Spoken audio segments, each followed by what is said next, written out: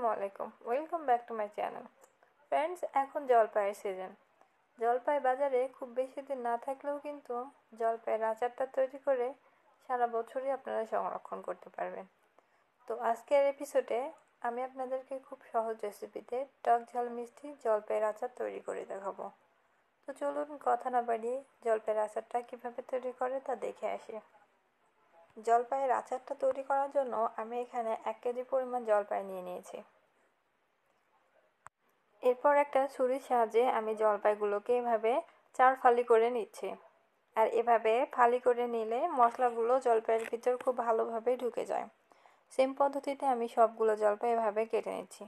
আমার সবগুলো জলপাই কেটে নেওয়া হয়ে গেছে, এখন এগুলোকে সিদ্ধ করার পালা। জলপাইগুলো সিদ্ধ করার জন্য আমি এখানে হাঁড়িতে পর্যাপ্ত পরিমাণ পানি নিয়ে নিয়েছি। আর এই পানিতে আমি সামান্য পরিমাণ লবণ দিয়ে দিচ্ছি। এরপর ধুয়ে রাখা জলপাইগুলো আমি এর ভিতরে দিয়ে দিব আর একটা ঢাকনার সাহায্যে ঢেকে জলপাইগুলো জাস্ট 50% সিদ্ধ করে নিব। ফ্রেন্ডস, এখন দেখুন জলপাইগুলো আমি 50%-এর মতো সিদ্ধ করে নিয়েছি। এখন আচারটা তৈরি করে নিব। আচারটি তৈরি করার জন্য আমি চুলায় একটা পাত্রে কিছু সরিষার তেল দিয়ে দিচ্ছি। আর তেলটা গরম হয়ে গেলে আমি এখানে দিয়ে দিব কিছু পাঁচফোড়ন। এরপর আমি এখানে 2টি কাঠ মশলা এবং 2টা এলাচ ফেটিয়ে দিয়ে দিচ্ছি। এরপর আমি এখানে দিয়ে দিব কিছু রসুন কুচি। আর এগুলো দেওয়ার পর আমি খুন্তির সাহায্যে একটু নেড়ে চেড়ে মিশিয়ে নিব। এরপর আমি এখানে 2টা শুকনো মরিচ ছোট ছোট টুকরা করে কেটে দিয়ে দিচ্ছি। তারপর আমি এখানে দিয়ে দিব সরিষা বাটা। আর সরিষাগুলো বাটার সময় আমি এখানে ভিনেগার মিক্স করে পেস্ট করে নিয়েছি। ভিনেগার দিয়ে বাটলে এটা জলপাইগুলো তাড়াতাড়ি সিদ্ধ হতে সাহায্য করবে।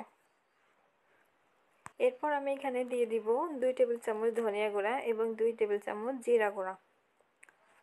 আর মশলাগুলো দেওয়ার পর আমি এগুলো খুব ভালোভাবে মিক্স করে নিব। তারপর আমি এখানে দিয়ে দিব স্বাদ মতো লবণ। সবগুলো মশলা দেওয়ার পরে আমি এখানে 2 থেকে 3 মিনিট খুব ভালোভাবে মশলাটা ভেজে নিব। মশলাগুলো ভাজার সময় অনবরত নেড়ে দিতে হবে যেন নিচে ধরে না যায়। মশলাগুলো 2-3 মিনিটের মতো আমি খুব ভালোভাবে ভেজে নিয়েছি। এখন আমি এগুলোর ভিতরে আগে থেকে সিদ্ধ করে রাখা জলপাইগুলো দিয়ে দিব।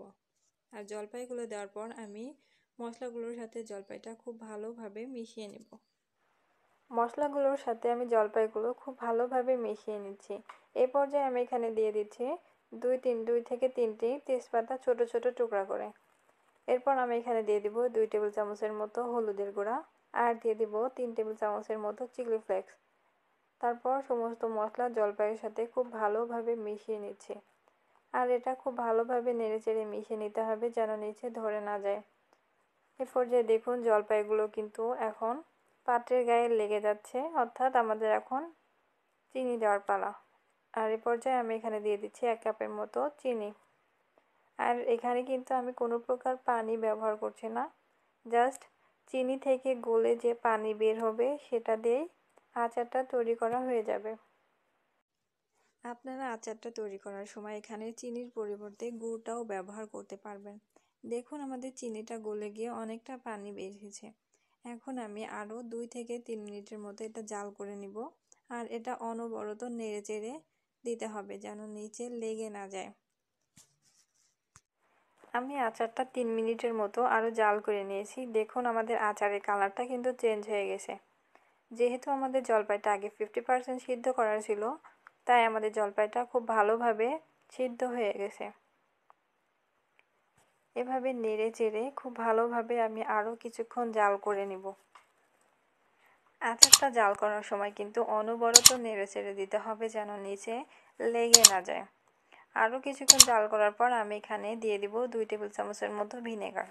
আপনারা চাইলে এখানে লেবুর রসও ব্যবহার করতে পারেন, তবে ভিনেগার দিলে বা লেবুর রস দিলে আচারটা দীর্ঘদিন পর্যন্ত সংরক্ষণ করা যায়। ফ্রেন্ডস, আমার আচারটা কিন্তু অলরেডি হয়ে গেছে। এখন আমি এটা চুলা থেকে নামিয়ে নিব। ফ্রেন্ডস, তৈরি হয়ে গেল আমাদের মজাদার টক ঝাল মিষ্টি জলপাইয়ের আচার। আর এই আচারটা দীর্ঘদিন সংরক্ষণের জন্য কাচের বয়মে ভরে উপর থেকে একটু সরিষার তেল গরম করে রেখে দিলেই কিন্তু সারা বছর সংরক্ষণ করতে পারবেন।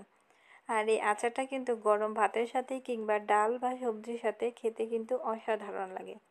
ফ্রেন্ডস, আমার রেসিপিটা যদি আপনাদের ভালো লেগে থাকে তাহলে অবশ্যই লাইক কমেন্ট করবেন। আর আপনার ফ্রেন্ডস অ্যান্ড ফ্যামিলি মেম্বারদের সাথে শেয়ার করে দিবেন। নতুন নতুন এরকম ভিডিও পেতে আমার চ্যানেলটা সাবস্ক্রাইব করে সাথেই থাকবেন। আজ এ পর্যন্তই। সবাই ভালো থাকবেন, সুস্থ থাকবেন। আল্লাহ হাফেজ।